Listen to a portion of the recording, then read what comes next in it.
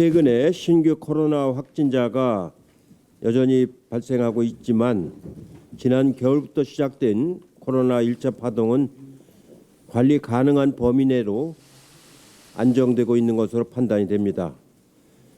생활 방역으로 전환되고 등교 수업이 시작되는 등 조금씩 일상을 회복하고 있음에도 여전히 관리 가능한 방역 상황이 유지되는 것은 정부와 의료진 그리고 국민들이 한마음으로 노력한 덕분이라고 생각을 합니다.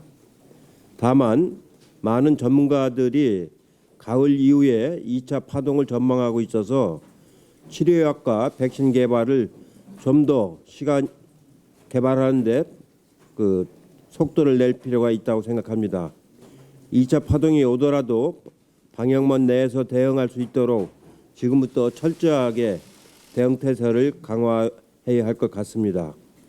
당정은 어떤 상황에서도 감염을 통제하고 치료할 시스템을 강화하고 있습니다. 현재 질병관리본부의 질병관리청 승격, 국립중앙의료원의 중앙감염병원 체제 전환 등이 진행되고 있으며 민간병원과의 협력 체계도 재구축하고 있습니다. 지금처럼 정부와 국민이 서로 믿고 협력하면 코로나는 결코 코리아를 넘볼 수 없습니다.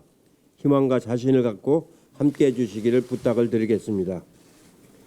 코로나 감염 1차 파동은 관리되고 있지만 코로나발 경제 위기가 아주 심각해져 가고 있습니다. 일자리 위기가 심화되고 있고 어제 1, 4분기 가계 동향 조사에서는 소득과 지출 모두 양극화 현상이 심각하게 나타났습니다. 대체적으로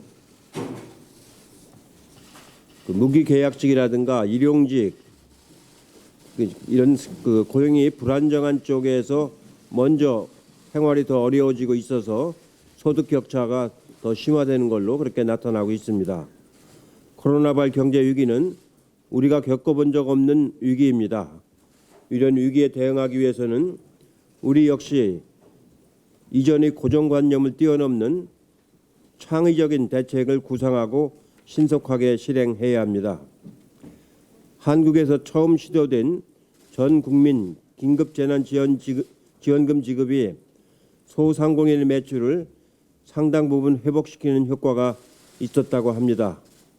오늘 언론 보도를 보면은 전통시장에서 소비가 조금 늘고 있고 시장도 활기를 띠고 있다고 생각합니다. 어떤 분은 명절 분위기까지도 말씀하시는 분이 있는데 그러면서도 걱정하는 것은 이 분위기가 언제까지 유지될 것인가에 대해서 걱정하시는 소상공인들이 많았던 것 같습니다. 다행히 지난 20일 노사정 대표회의가 개최되어 일자리와 일터 지키 논의에 합의하였는데 노사정 모두 고정관념을 버리고 함께 새로운 소통과 상생 방안을 찾아내야 하겠습니다. 의미 있는 합의가 신속히 도출될 수 있도록 민주당도 적극 지원을 하겠습니다. 유럽에서도 이만큼은 아니지만 매우 경제적으로 어려운 상황에 사회 협약을 통해서 위기를 극복하고 갈등을 해소한 경험을 많이 가지고 있습니다. 우리도 그런 경험을 충분히 검토해서 이런 위기를 노사정이 함께 극복해 나갈 수 있는 좋은 계기가 되기를 다시 한번 바라겠습니다.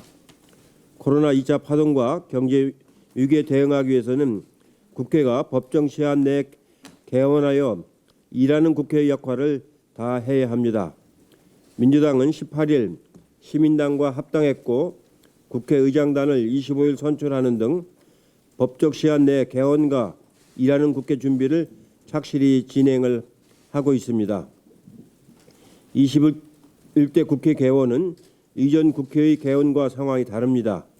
지지부진한 협상이나 나눠먹기식 타협으로 시간을 끌 여유가 없습니다. 민주당은 법정 기일 내에 반드시 개원한다는 비상한 각오로 개원 협상에 임하고 있습니다. 아울러 교섭단체인 미래통합당뿐만 아니라 다른 비교섭단체들의 의사를 존중하겠지만 꼼수 위성 정당에 불과한 미래 한국당과는 어떠한 협상도 있을 수 없다는 걸 다시 한번 말씀을 드립니다. 합당을 한다고 해놓고서는 여러 가지 사유를 들면서 합당을 연기하고 있고 끝내는 8월 말까지도 합당이 가시화되지 않을 그럴 전망인 것 같습니다. 이렇게 꼼수 미래 한국당한테 더 이상 21대 국회가 끌려다니는 그런 일이 결코 있어서는 안 된다는 걸 다시 한번 강조해서 말씀을 드립니다. 21대 국회는 법정 기한 내에 개원하고 바로 일하는 국회가 되어야 국민들로부터 그나마 희망과 기대를 받을 수 있습니다.